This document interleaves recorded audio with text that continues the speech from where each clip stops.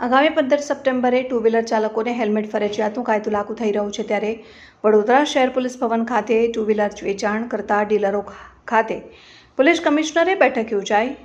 આગામી 15મી સપ્ટેમ્બરના રોજ two wheeler ચાલકોને પાછળ બેસનાર માટે હેલ્મેટનો કાયદો ફરજિયાત લાગુ થવા જઈ રહ્યો છે ત્યારે પોલીસ કમિશનર સાથે ડીલરોની બેઠક મળી હતી, જેમાં ટુ વ્હીલર ખરીદનારને 2 હેલ્મેટ ફરજિયાત આપવા સાથે તમામ વાહન ચાલકોએ હેલ્મેટ ફરજિયાત પહેરવું, જેથી આપણી અને પરિવારની સુરક્ષા રહે। અકસ્માતના બનાવ બનતા હોય છે ત્યારે હેલ્મેટ ખૂબ જ ફાયદાકારક હોય છે, ત્યારે આજરોજ વડોદરા શહેર પોલીસ કમિશનરે તમામ વાહન ચાલકોને હેલ્મેટ ફરજિયાત પહેરી અને આપણા કોઈપણ પ્રકારની ફરિયાદ ચલાવી લેવામાં આવશે નહીં। જેમને પણ હેલ્મેટ પહેરવાથી તકલીફ હોય તેઓને 15 સપ્ટેમ્બર પહેલાં જ હેલ્મેટની આદત પાડી લેવી, નહીં તો પોલીસ દ્વારા કાર્યવાહી કરવામાં આવશે। વધુમાં પોલીસ કમિશનરે જણાવ્યું કે હેલ્મેટ ડીલર્સ અને મોટર વ્હીકલ ડીલર્સ સાથે સંવાદ રાખી હતી, જેમાં એમને મોટર વ્હીકલ એક્ટ અંતર્ગત જે નિયમો છે, ફરજિયાતપણે જ્યારે ટુ વ્હીલર્સનું સેલ કરવામાં આવે ટુ વ્હીલર સાથે સાથે 2 હેલ્મેટ આપવાનું થાય, આ એમને અવગત કરી છે।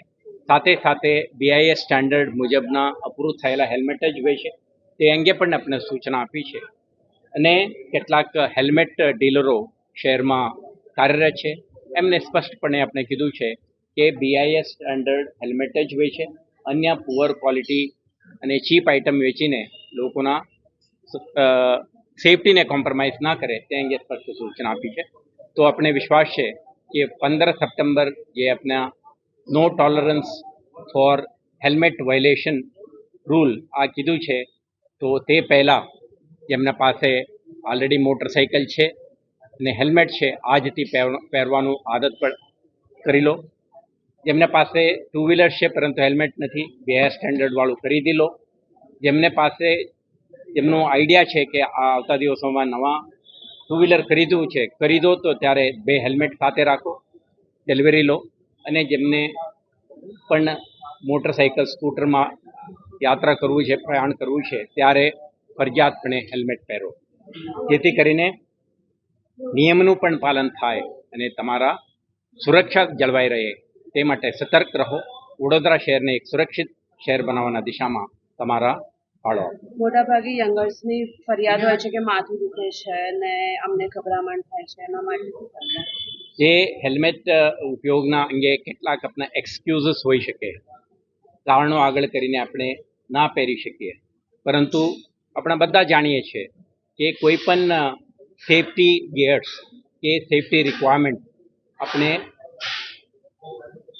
ફુકટમાં નથી આવતી, થોડું એફર્ટ કરવું પડે, અનાનુકૂળતા સહન કરવું પડે। તમે પાણીમાં ઉતરવું હોય તો સેફટી જેકેટ જોઈએ, આ વજનવાળું છે, ગરમી થાય છે, ડિસ્કમ્ફર્ટ થાય છે, ના ચાલે।